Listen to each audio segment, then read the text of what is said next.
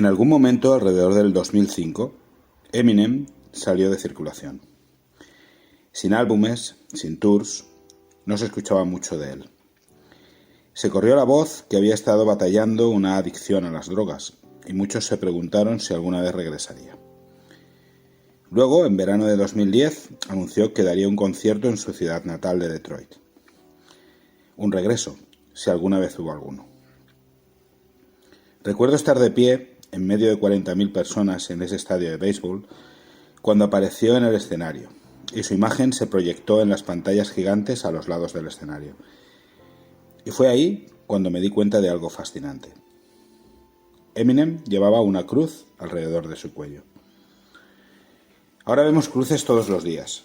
No son nada nuevo. Están alrededor del cuello de alguien.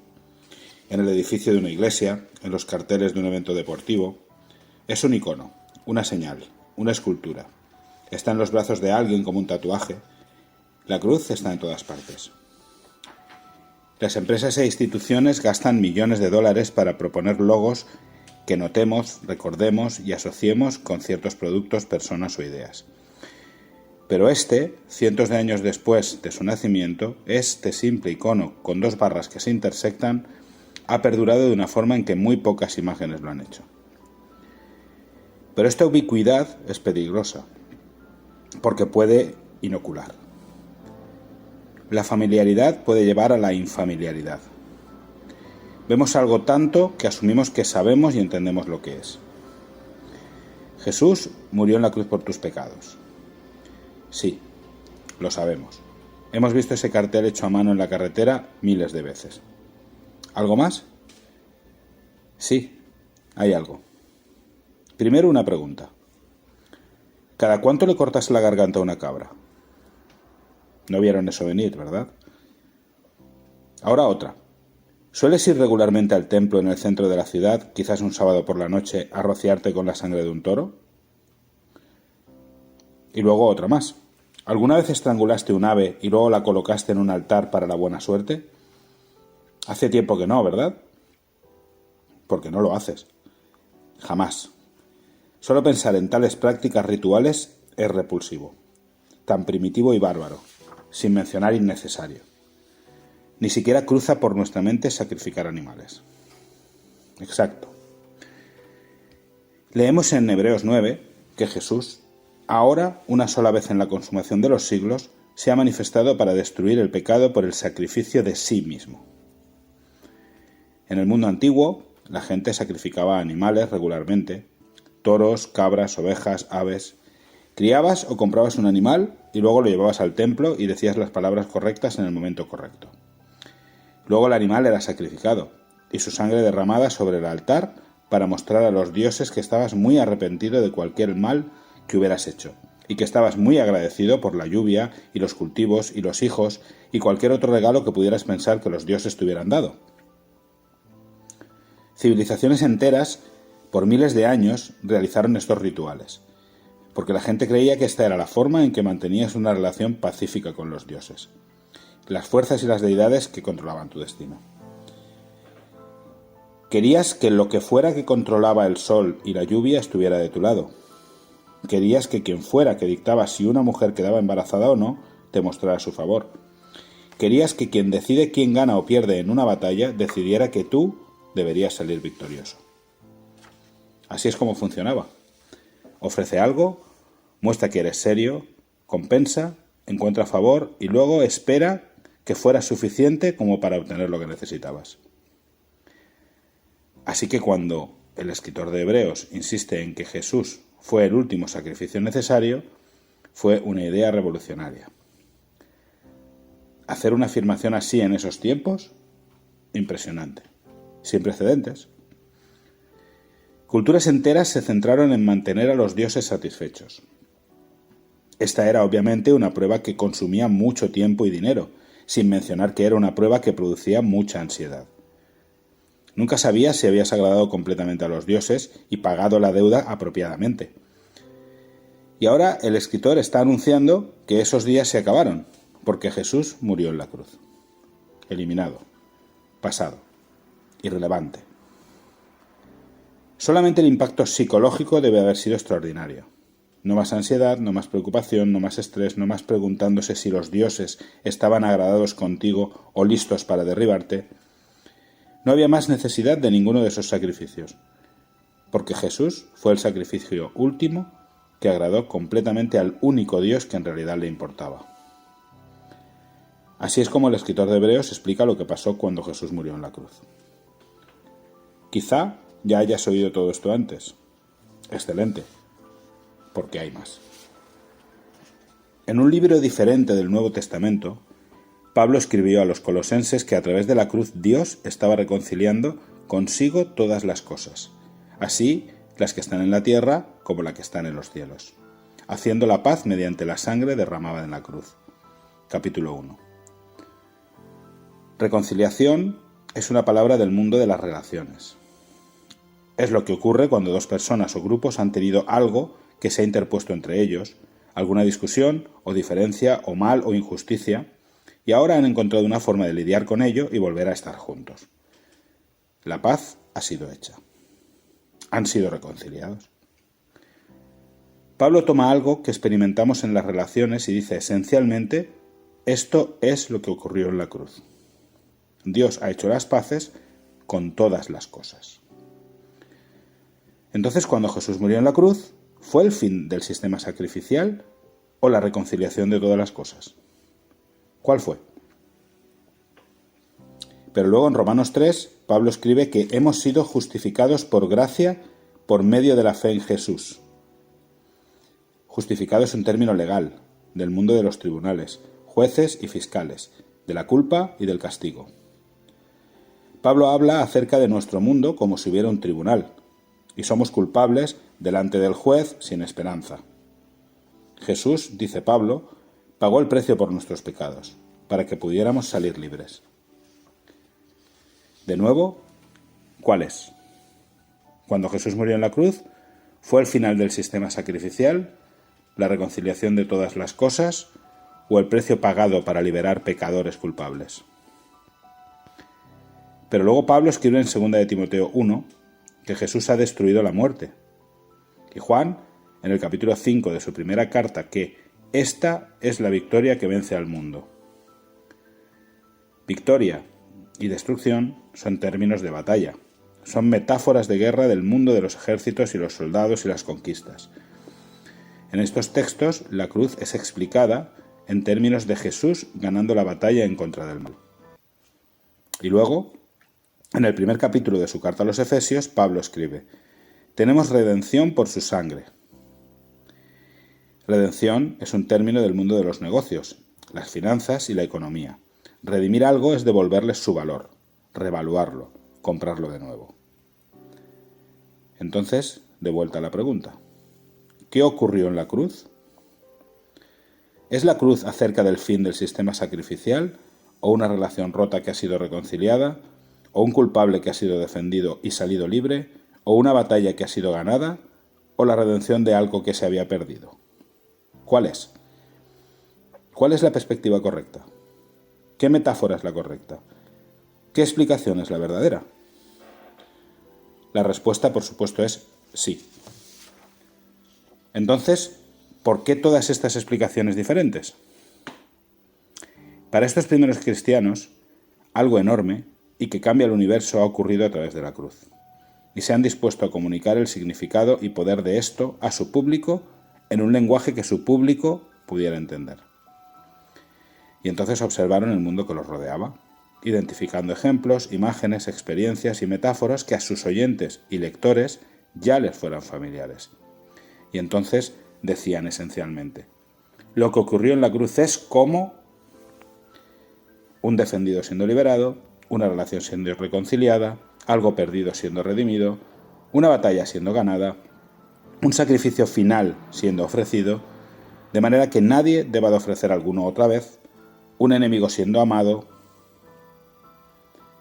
Durante los primeros 1000 años más o menos de la historia de la Iglesia, la metáfora de la victoria en batalla, Jesús conquistando la muerte, fue la comprensión central y dominante de la cruz. Luego, en otros tiempos y en otros lugares, otras explicaciones han sido mayormente enfatizadas. Esto es especialmente crucial a la luz de cuantos aún continúan usando la metáfora de los sacrificios en nuestro mundo moderno. No hay nada malo en hablar y cantar acerca de cómo la sangre nunca pierde su poder, y nada más que la sangre nos salva. Estas son metáforas poderosas. Pero ya no vivimos en una cultura en la cual la gente ofrece sacrificios animales a los dioses. La gente vivió así por miles de años, y hay puñados de culturas primitivas alrededor del mundo que continúan entendiendo el pecado, la culpa y la expiación de esta manera. Pero la mayoría de nosotros no. Lo que hicieron los primeros cristianos fue observar el mundo que los rodeaba y poner la historia de Jesús en un lenguaje que sus oyentes pudieran entender. Es como esto otro. El punto, entonces, no es estrecharlo a una metáfora. No es estrecharlo a una imagen, explicación o mecanismo en particular. Elevar una por sobre otras, insistir que hay una correcta. Esto es perderse el brillante trabajo creativo de estos primeros cristianos cuando usaron estas imágenes y metáforas. Estaban leyendo su mundo, buscando formas de comunicar este evento épico en formas que sus oyentes pudieran comprender. El punto entonces es, como lo es ahora, Jesús, la carne y sangre divinos. En Él es donde se halla la vida.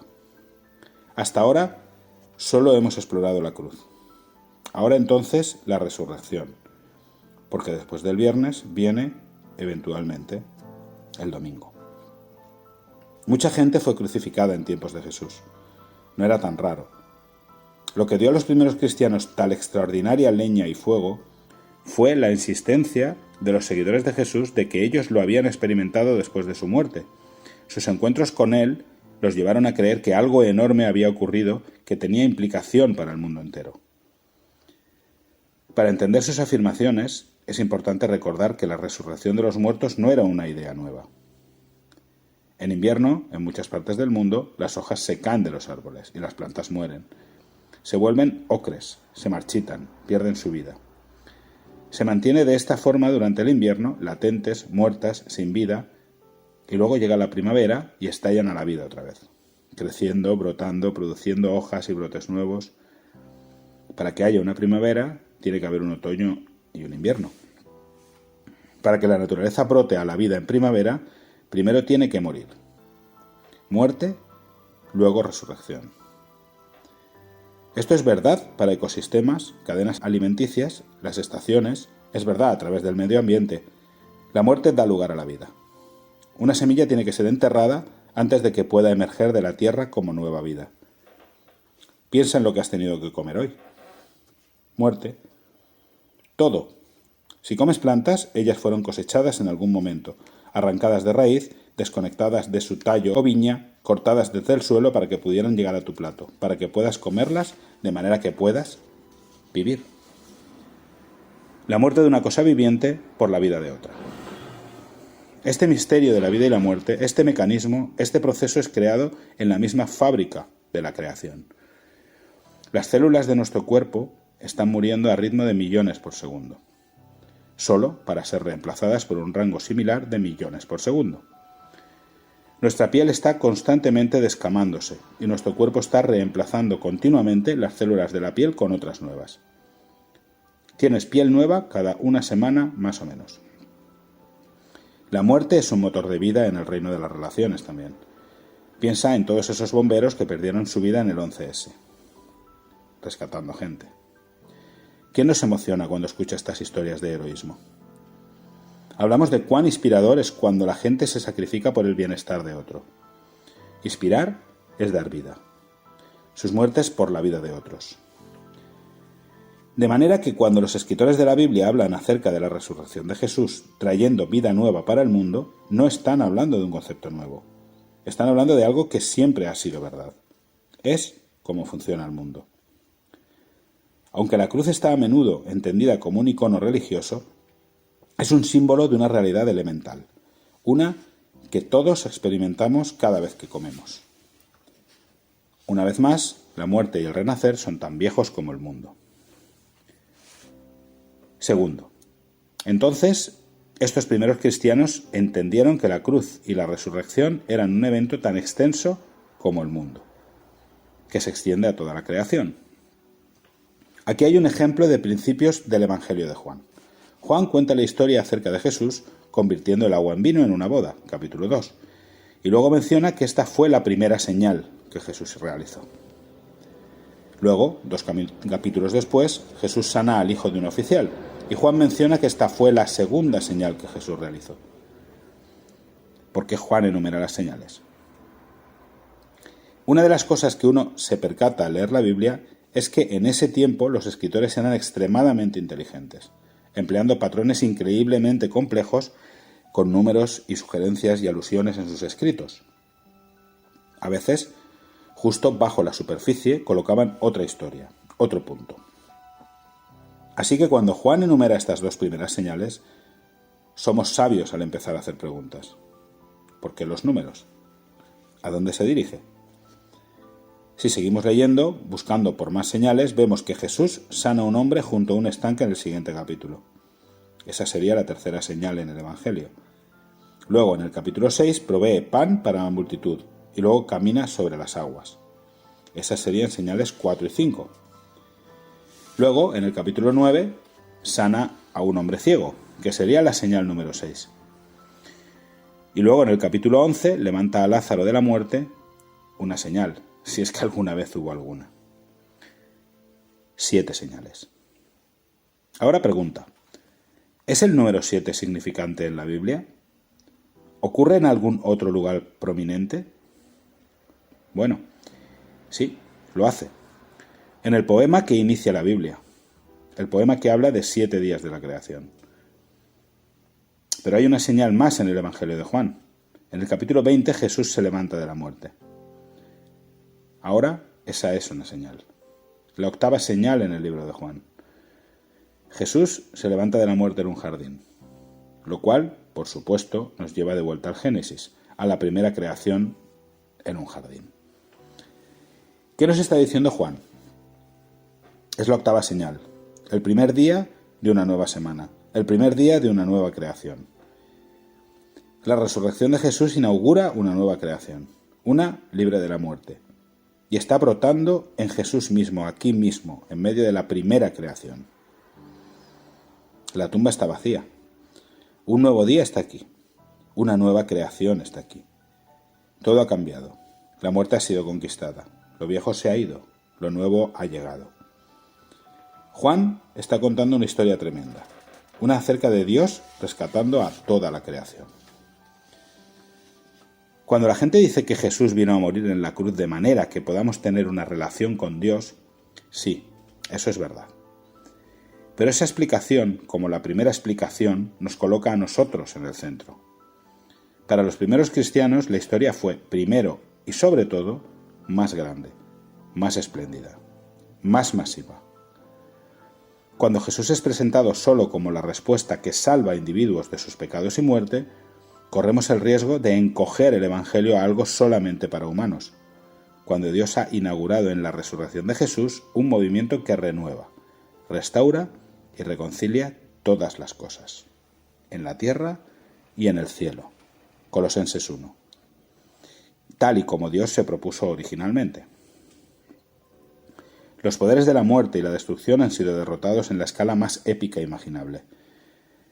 Los individuos son entonces invitados a ver su historia en el contexto de una historia mucho más grande, una que incluye toda la creación.